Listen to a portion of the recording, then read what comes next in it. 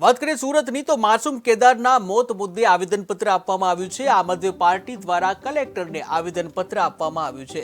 Collector કચેરી ખાતે આમ આદમી પાર્ટીના કાર્યકરોએ વિરોધ દર્શાવ્યો છે, ત્યારે વિપક્ષ નેતા પાયલ સાકરિયા અને આમ આદમી પાર્ટીના કાર્યકર્તાઓ દ્વારા વિરોધ વ્યક્ત કરી આવેદનપત્ર આપવામાં આવ્યું।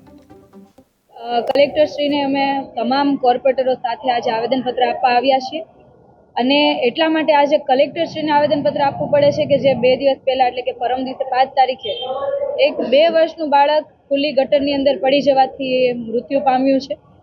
આ જે ઘોર બેદરકારી છે એ તંત્રની બેદરકારી છે। તંત્રની બેદરકારીના કારણે એક પરિવારે પોતાનો દીકરો ગુમાવ્યો છે।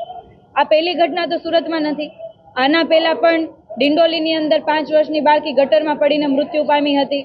સચિન પાલીની અંદર દુર્ઘટના બની હતી, એમાં પણ 7 જેટલા લોકો મૃત્યુ પામ્યા હતા।